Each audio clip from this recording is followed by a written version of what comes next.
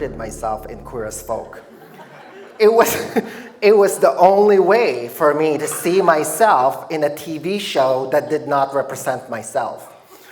So, in a way, you see how that kind of looped as a baby in the melodramatic child concept?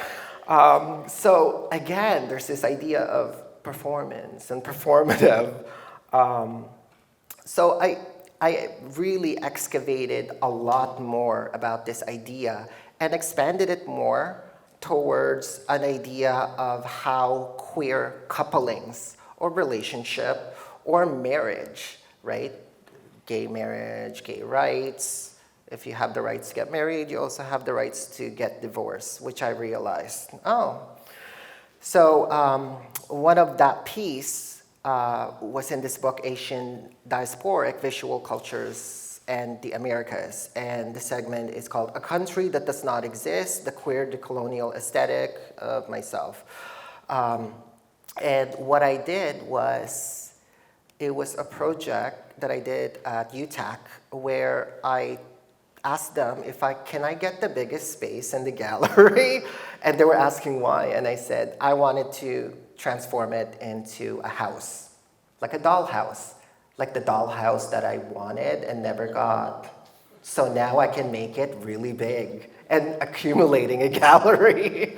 So I started to play around this idea of family structures, of queer fathers adopting, or this need of having their own child. So I got this idea of maybe I needed to somehow craft this idea of belonging of the family. And this was a time where I actually just got married. And to craft the entire house, I used the balikbayan box. Now, the balikbayan box is actually a box that most diasporic Filipino use to put items to return back home. Balik means return, bayan means country. And to me, this box really symbolizes that idea of cultural appropriation or cultural exchange. Because a lot of the products that goes inside this box is a lot of westernized products. So I started to play around with the notion of wallpaper. So I started to create wallpapers that have hidden text in it, such as Rice Queen, Fudge Packer, Twink, a lot of the hurtful words that I hear growing up. And I created a pattern that then it's used with the actual documents of my marriage license. So the entire house, everything, all the furniture was crafted from this box, my marriage license, and this idea of what it is, this idea of crafting a family, a crest, a symbol, which permeate within this idea, notion of status within family. So I started to think about implementing a fictional child. So I started to build as well a fictional child's bedroom.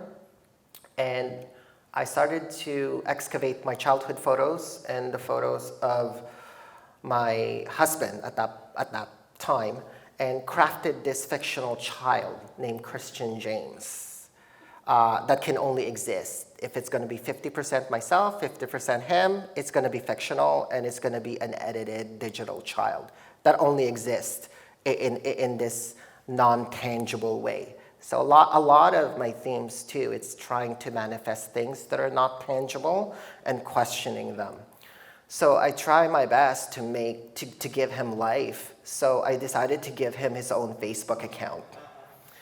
And the moment we divorced, after 6 years, he passed away, so the Facebook stopped.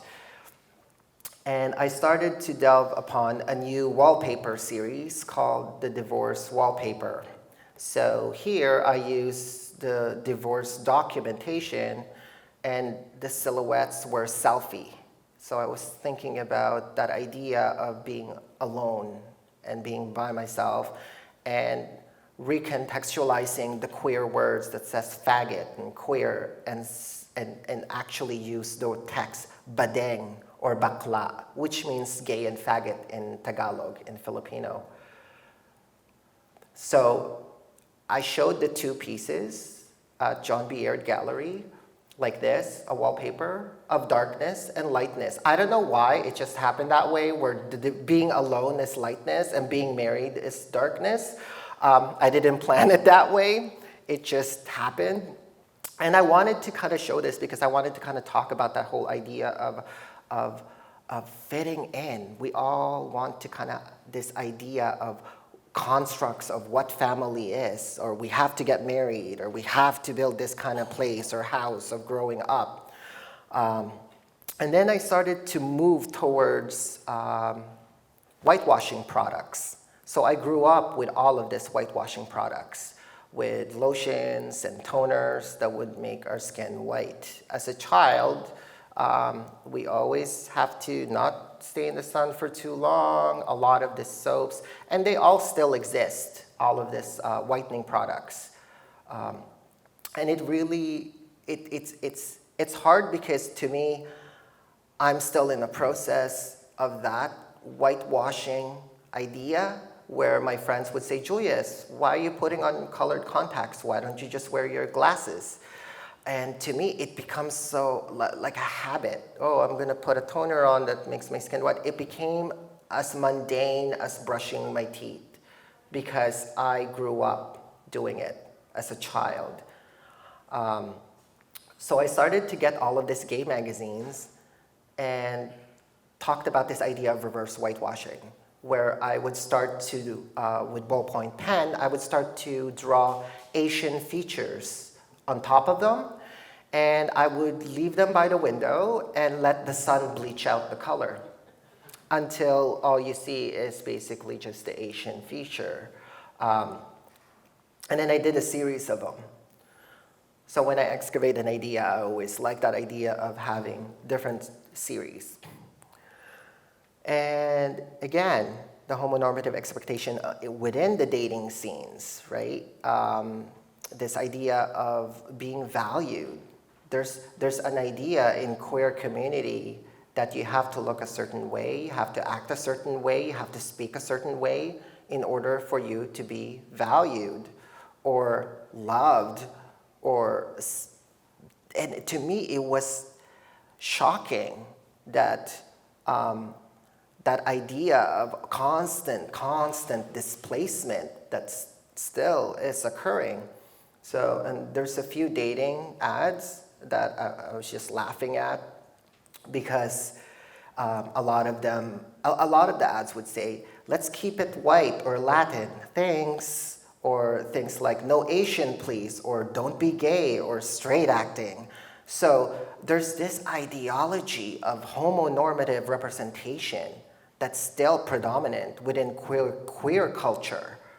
And this undertone of racism that happens within queer culture that most people would just kind of, oh, that's fine, it's okay, but it's not fine because it's hurtful and it makes me feel, or other BIPOC queer migrants feel, that they don't deserve love, they don't deserve to be part of a community. So I struggle a lot with those ideas of notion.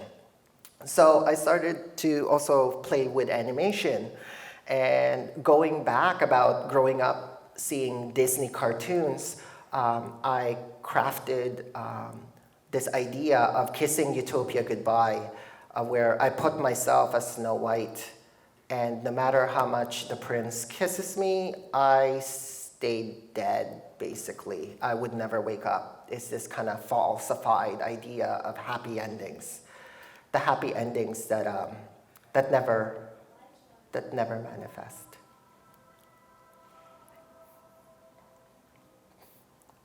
So this was painstakingly crafted one by one through Photoshop, and then looped and played. So going back to the next idea of this book, Diasporic Intimacies, where I talked about mainly Queertopia as a country that does not exist. So I was almost kind of extrapolating all of my ideas into one and trying to create a language of this idea of a country. What's with a country? How people become patriotic and so connected to certain countries. But at the same time, myself, I don't see myself connected to any country. And so I end up crafting my own imaginary place through my art, through my work, and through my research. And I started to do a show called Cabinet of Curiosities, this idea of taxonomy, this idea of looking at the body, this homonormative body, and reconstructing them and changing them. And these are butterflies that I researched, that I looked, that are specifically indigenous to the Philippines. So here I am excavating these homonormative bodies and retransforming them into in flight and change. And this is one of the show. There was 2 vitrines, and there was 2 mannequin dolls that is wearing this hybridized costume. And the costume is basically a hybridized costume of indigenous tribes from the Philippines, and the Barong Tagalog and the Mestiza dress that is hybridized. And the Barong Tagalog and the Mestiza dress are actually clothing that the Spaniards presented to in the Philippines to clothe the barbarians, the tribes, put some clothes on them. So to me, it was crucial to me to kind of like really contextualize, and even though it symbolizes what it is to be Filipino, it's still a symbol of suppression and colonization. So I started to craft them into this hybridized form. So I would start to do the sketch of how I'm gonna combine all of the ideas together, and then the costume would just start to manifest. I really wanted to use like a Filipino mannequin, but it was so hard to look for those because it was mainly white masculine mannequins that's available. So I realized that I have to use what is available, what is given to me. So I just allow that to happen. And if you notice, a lot of this was shown again the window gallery at YYZ in 2018 in the context after crafting the intangible belongings. The stuff about my work is it never stays in one place. There is this idea of creating an artwork and the artwork having a home, where the idea of a lost artwork that has no place, has no country, has no home, has no space, has no permanency. And I love that notion of an artwork can exist in one space of a gallery and then would migrate and can exist to another space and can exist to another space. And I was really questioning that idea of the actual piece itself being diasporic, migrating. And that in itself is a performative. That itself is also part of the work.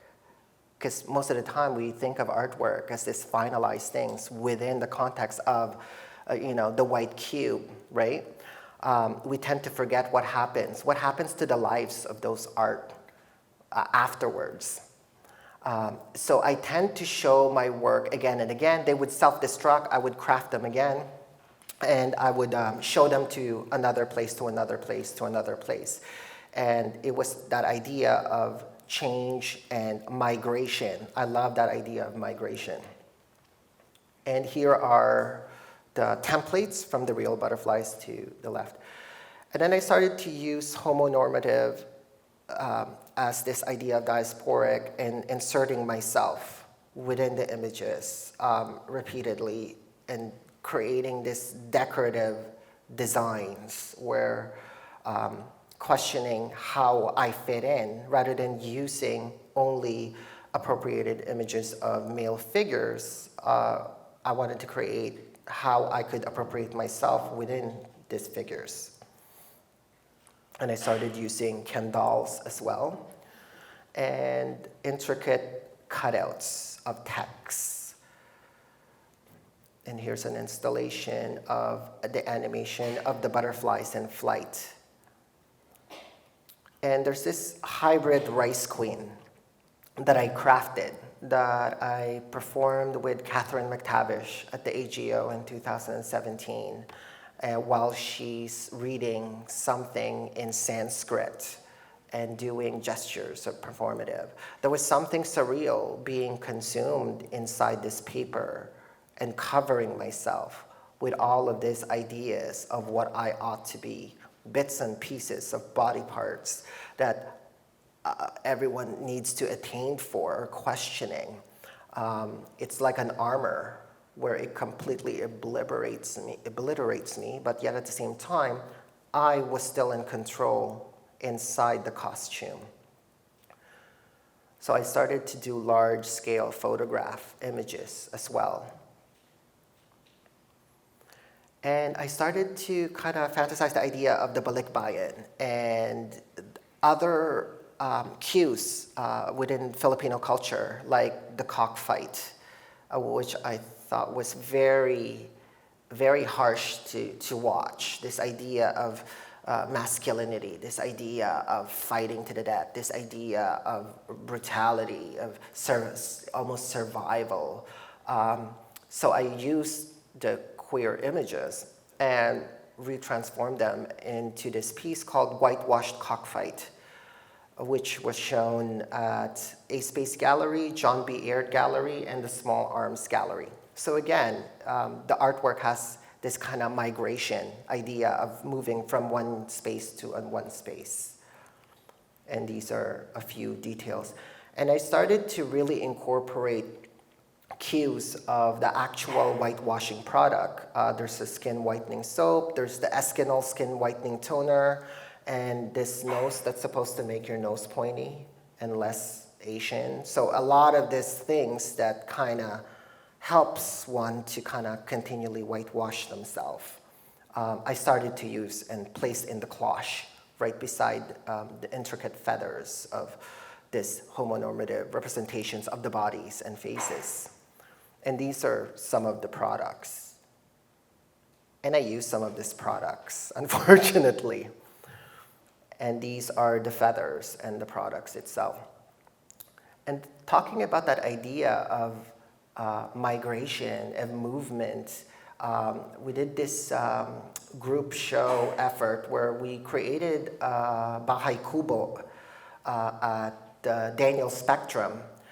And we had a lot of people help us build it. And what we did is it dwells in one space and we move it and migrate it to another space. There's this idea of nomadic idea of living into these huts. And what it is indigenous Filipinos would live into these huts and takes resources within the land. And once the resources in that land gets depleted, they would move out and let the land heal itself so they don't overtake too much. And that's that ideal notion of moving from one place to one place. And there's this idea, we're always constantly thinking about this idea of, oh, the permanent home or the place, or, but yet, what about that idea of displacement, of moving from one place to one place? And I like this image because it's contrasts with all of these buildings behind, with the constructions and some of the condos that are building. And I love that kind of juxtaposition between something that is so permanent and yet a performative piece that really talks about that idea of change and moving and migration, which leads me to the work, the Balikbayan Bakla Maya, which means go back to your country, queer bird, where 69 birds flies outside of the Balikbayan box and try to go inside this whitewash cage. And I was really thinking about that idea of migration, but that migration somehow also could encage us and kind of transform us and make us kind of become a different person. And each of these birds, I actually also use my fingernail clippings, something that's indexical, something that talks about time, something that scratches to the surface. And let me just show a bit of this. So this is it in the installation.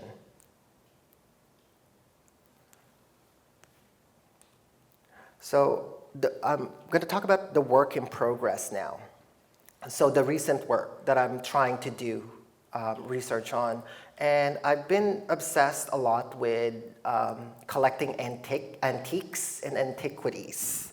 And that idea of excavating an object that's part of this colonial aesthetics and kind of have an idea of how I connect with it. So I started to kind of create this idea of the teacup series, where I would collect the basmati rice and I would stain the rice with different gradation of soy sauce and roast them in the oven and start to reduplicate what exactly I'm seeing, this aesthetics, and covering it and replacing it with rice, and came up with a series called A Cup of Rice, where I'm questioning not only the images, but the materiality of these antiquities as well, and where they're coming from. And here's a few more. And I'm also working on the Barong Tagalog installations, where I would basically talk about the idea of this barongs, which has intricate lacings that was introduced by the Spaniards during the Spanish colonization. So I started to basically collect images and ideas and how this transparency of the fabric, and the fabric is made out of pineapple, actually. And there's this idea of creating the body. How can I create the body within a textile that is so fragile, that is so translucent? And another work in progress are a series of fan fags, Pamaypay Badeng series. And growing up, there's this idea of being queer and fanning yourself or fanning the heat. I find it quite fascinating, and that idea of I could imagine hundreds of these fans just floating and hovering and traveling. And last but not least, the other work that I've been working on is the Gender Prescription series, a series of new work where I would get a stereoscope from the Victorian era that you're supposed to see in 3D and starting to question, because I've been seeing a lot of I've been collecting a lot of those 3D images that shows the Philippines within the 1800s. And it was a bit problematic. But I wanted to use this three-dimensional tool as a vice to kind of portray this idea of performative alias character of myself. On the left, as Frank Boy, as being Filipino. Most of the male names are Boy or Tito Boy. Frank Boy, and myself on the right, Julia Makati Shifri for all, my drag persona at the side. So I started to even excavate and practice that idea of performative and that idea of not being oneself and constantly questioning gender, questioning belonging, questioning race and identity. And with all of this, my last thing that I wanted to talk about is the work in progress is excavating my family history that has been erased, that I could not find. This is Juana Calma and Emilio Diago family, and Solemnidad Quirano Cali and Clemente Cleo Soriano family. And these are family histories that stem from my father, who passed away just 4 years ago. So to excavate all of this historical stuff is difficult and has been difficult. And my mom's been helping me to correlate with relatives in the Philippines to excavate more of the family histories. And we found that Maria Josefa Gabriela Carino de Silang as one of my great aunt who never got married, who was the first anti-colonial fighter in the Philippines and lived 1731 to 1763. She was the first female revolutionary leader for a movement for independence from Spain.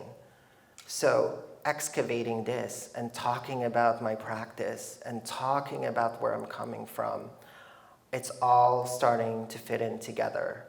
And that's because I needed to find out my history. I needed to excavate a country of belonging that I do not exist in, a country of that has been erased. And I guess that's how I'm gonna end my talk and just play this at the back. So in a way, this is just one of the video format. In a way, I would like to end the talk that it's from the beginning to the end, it has been a struggle, but my saving idea, my saving constant thing that saves me was art, was creating, because through that, I can belong somewhere, I can be heard, and it's not such a dark place. Thank you.